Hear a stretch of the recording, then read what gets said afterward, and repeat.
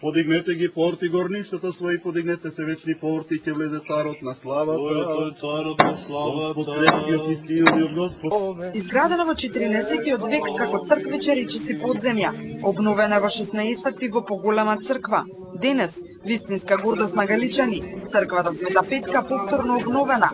Денес ќе беше осветена од Дивац-Кичевскиот митрополит Тимотеј. Искушај ме, Господи, испитај ме, отвори ги утробата моја и моето срце, Твојата милост се пред очите моја, јас одам во Твојата вистина.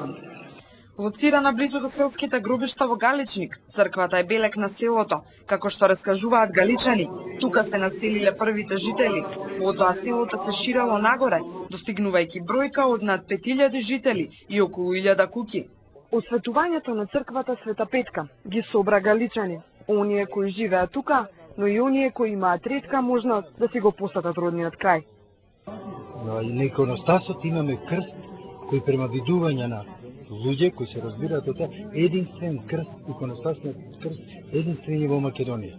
Спремањето малтер и самите пигменти.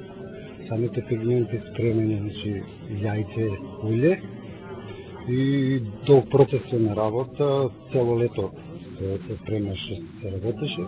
Покрај донациите од оние кои потекнуваат од овој крај, реставрацијата финансиски ја поддржале скопскиот градоначалник Трифун Костовски и македонскиот амбасадор во Швајцарија Владимир Ралев. Осочуваме тоа богатство кое што со векове тука и останало како да е недопрено, што е голема ретка работа. Во реставрирањето на фреските и иконите, применет бил стариот канонски начин на сликање. Според академскиот сликар Гаврилов, овој начин, кој со години не се користел, им дава реална димензија.